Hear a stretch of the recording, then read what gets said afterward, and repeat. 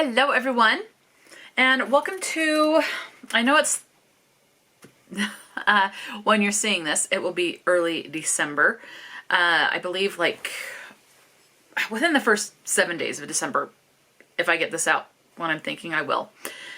So I thought let's go ahead and make some goals for 2025 as far as, I don't know, just some goals. So I think I haven't thought about it, so I'm really going off of on the fly here. So for 2024, my reading challenge on Goodreads was 125 books. I will increase that to 130 books. I just think that is doable for me. So 130 books. The other thing I want to look at here on YouTube, as far as a channel goal, as of right now, I've pulled up, there's an app. When you do YouTube channels, you can also do this app called YouTube Studio where you can reply to comments, you can see analytics as far as what's doing well, what's not, average views, things like that. And there's even this little tab here at the bottom that has a little $sign, and that's to earn. And I do know that you need at least 1,000 subscribers, and you need to even qualify 3,000 watch hours. Now, as of today, as of filming this video, I'm at 2,898 public watch hours. So I would need to either hit 3,000 there or 3 million shorts watch hours. So the public watch hours is what's going to be hit.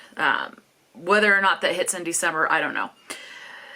But then you need, then you're eligible, and then you have more goals. If I'm understanding correctly, you need 1,000 subscribers, and then to actually qualify to earn, to be eligible to actually earn, so you have the pre-qualification and the qualification, if I get it correctly.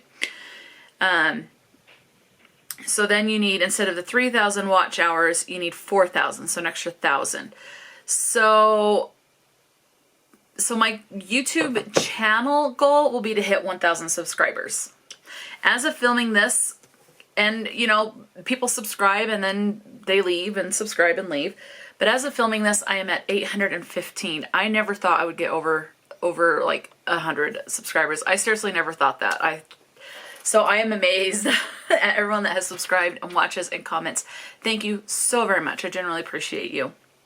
So I think 1,000 in 2025 could be doable. We'll see. Will I be brokenhearted if I never reach 1,000? No, because I enjoy doing this. So, and it's just for fun. Now, those are my actual reading goals. As far as other stuff, I think for my channel, what I'll be doing in 2025, I will continue to do a monthly TBR. I will add in viewer prompts at the end of the game. And then I will, I'm also planning, there's a couple of year-long readathons that I'm thinking of trying to participate in again. 2024, I did try to do some year-long readathons, but with all of the death in my life, I just quit. I couldn't deal with all of that.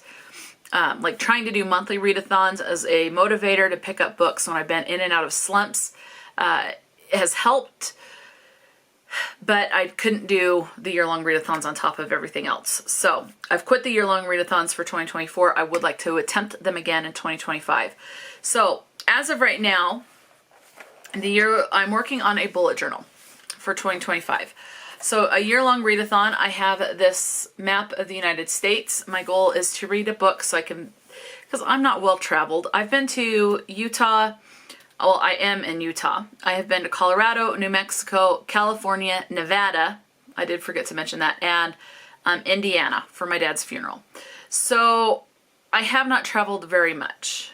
I have been to Arizona, but in the airport. I have not left the airport in Arizona. So I am not very well traveled. I would actually like to travel at some point, but with the economy the way it is, there is no way I can do that. There is just no way.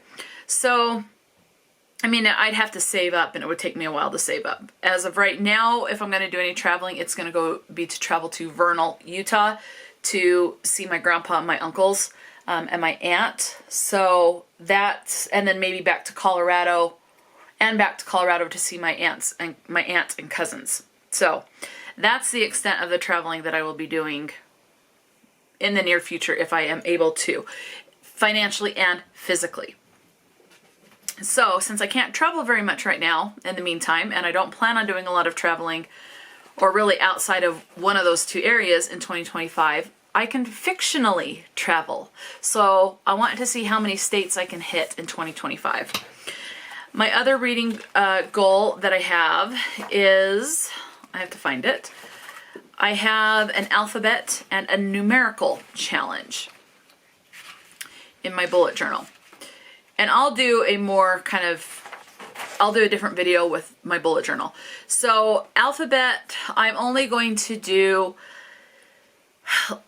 go by the title. So the title has to start with A through Z, one of those letters.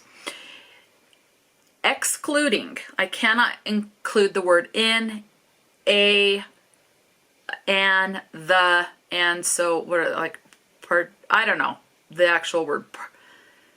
I'm wanting to say participle, and I know that's wrong. So for example, I'm looking at my books right now. Okay, so the House Witch series by Delamock, absolutely love. Those would not qualify because they have the word the.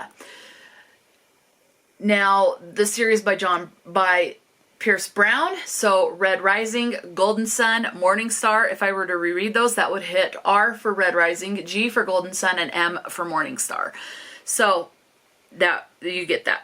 As far as the numbers, I only have numbers 1 through 15, and my goal is to read a book that has a title with the numbers 1, like One Strange Night, 15 Deadly Ways to Die. I don't know, something along those lines.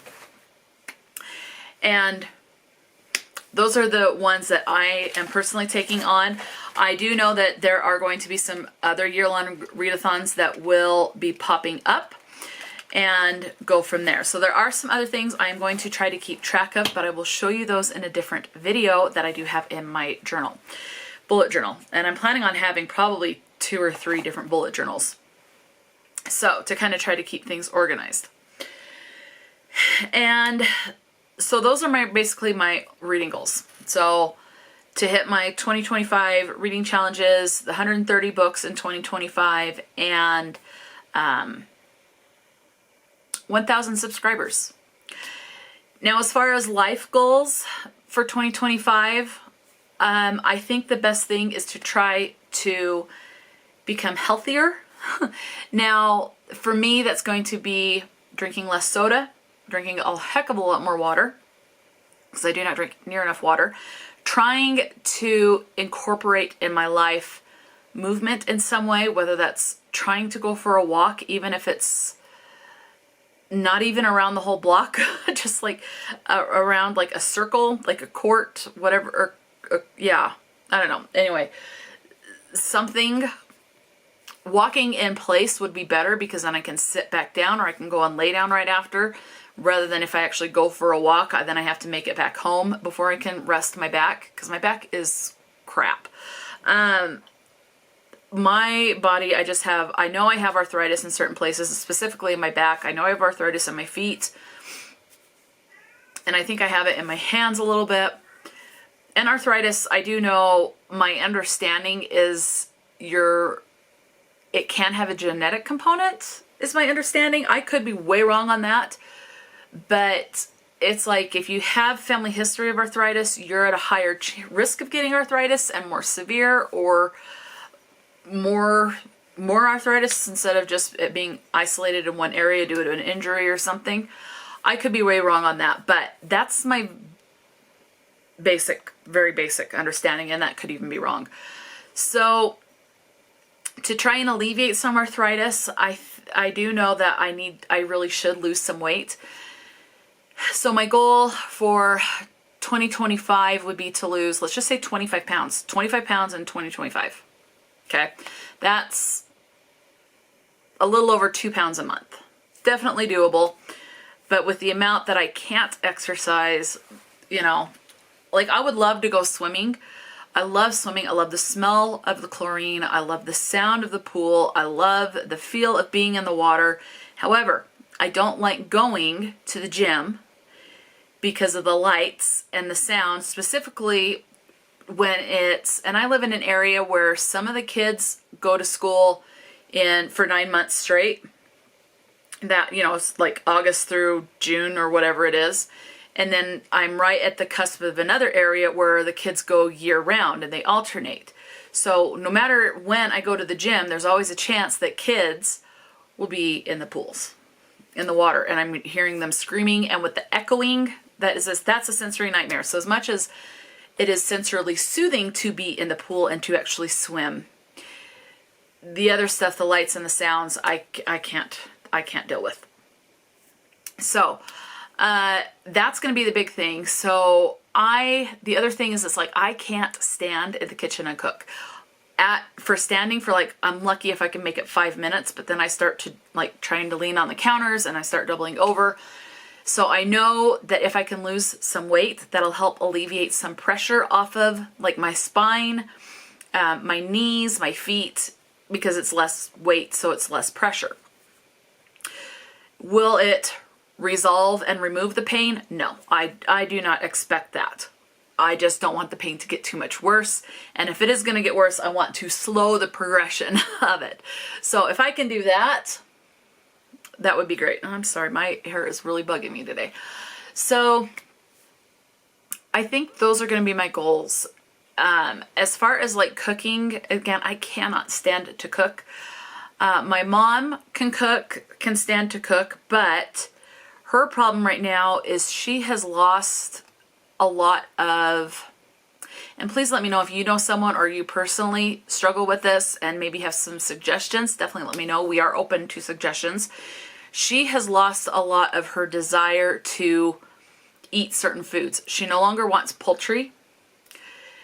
She used to love hamburgers and now it's like she has to have a craving for it in order to have any sort of beef, whether it's steak. She hates fish. She no longer wants any poultry, no chicken, no turkey, things like that. Pork, she wants nothing to do with anymore because it never sounds good. It never smells good. If she smells it, it makes her queasy. So it's kind of like she's naturally becoming a vegetarian in a way. Her body's just kind of going, you're no longer doing meat and you're going to switch to a vegetarian diet. But she also has arthritis. So there's part of the family history. And because she's no longer craving certain foods and the majority of foods no longer sounds appetizing to her. She can still taste, she can still smell, so it has nothing to do with any of that. She hasn't lost her sense of taste and her sense of smell. But when she does eat, things don't taste as good as they were as far as being appetizing. So we have both kind of adapted into this because she has no idea what to fix because nothing sounds good to her. And I just can't do it. We both just kind of piece and snack throughout the day. So, whether that's cutie oranges, and I know we don't have enough fruits and vegetables. We just don't eat enough of those. So it's mostly high processed stuff that's easy, that's not going to spoil quite so quickly because in this economy, we just don't want to waste the money on stuff that's going to be spoiling because we know we're not going to be reaching for it nearly as often as something else. And I know that's not a healthy mindset, but that's how it is right now. So we don't spend the money on fruits and vegetables because we know we don't reach for them as often, so they're going to spoil and go bad, versus crackers, chips, sunflower seeds. For her, it's sweets, so cookies, things like that. She likes the sweets. I prefer the salty. So, it's things like that we kind of pick on. And we both love bread. So if you know someone that struggles like that, definitely let me know. Cause we sit and we beat ourselves up. What are we doing? Why can't we just, we need to eat to live, not live to eat type of mentality. And we're just struggling figuring out what to pick up, because if something sounds good to her, to me, I'm like going, ugh, no, doesn't sound good to me.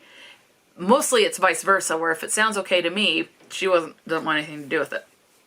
So we're struggling on that aspect. So if you have suggestions, that'd be greatly appreciated. But I think I'm going to keep it pretty simple as far as those are going to be the extent of my goals. So let me know if you're setting goals or you're not. And yeah, that's all I can think of right now to say for this video. So yeah, those are my goals. Trying to keep it simple and just basically doing the best that I can. And that's all that can be expected. Talk to me in the comment section below. Stay true to yourself and enjoy a good book, and I will talk to you later.